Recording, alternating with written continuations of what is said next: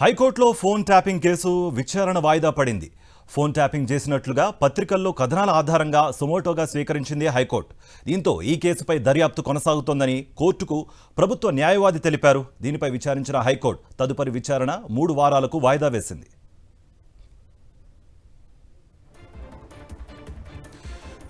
Phone tapping కేసుకు సంబంధించిన మరిన్ని వివరాలు మా ప్రతినిధి వాసు అందిస్తారు. వాసు,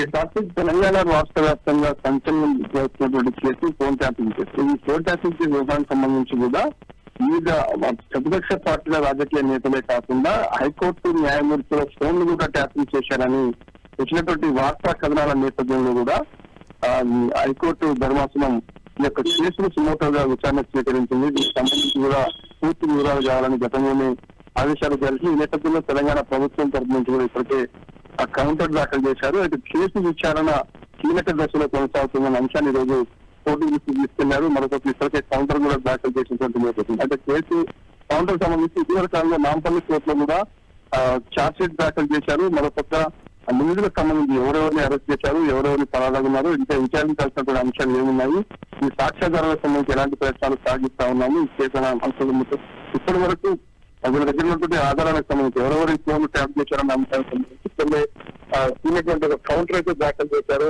అది ప్రభుత్వ విచారణకు సంబంధించిన కీలక దశలో ఉంది. త్వరలోనే దీనికి సంబంధించి మరింత అప్డేట్ చేస్తామంటూ కూడా కౌంటర్ దాఖలు చేసిన నేపథ్యంలో కేసు విచారణను మరొక 3 వారాలకు వాయిదా వేస్తూ హైకోర్టు ఆదేశాలు జారీ చేసినటువంటి పరిస్థితి కనిపిస్తా ఉంది. ప్రధానంగా ఈ ఫోన్ ట్యాపింగ్ కేసు వ్యవహారానికి హైకోర్టు విచారించేందుకు కూడా కేవలం వార్తా కథనాల ఆధారంగా కూడా ఒక న్యాయమూర్తి ఫోన్ కూడా ట్యాప్ చేశారంటూ కూడా గతంలో వివిధ ఈ కేసులో నిందితుడినటువంటి స్టేట్మెంట్ ఆధారంగా కూడా వార్తలు రాసినటువంటి నేపథ్యంలో హైకోర్టు చాలా సీరియస్ గా తీసుకొని ఆ కేసును సుమోటోగా ఇచ్చేందుకు తీసుకొని ప్రస్తుతం ఈ యొక్క కేసు సంబంధించి కూడా తదుపరి విచారణ 3 వారాలకైతే వాయిదా వేయడం జరిగింది.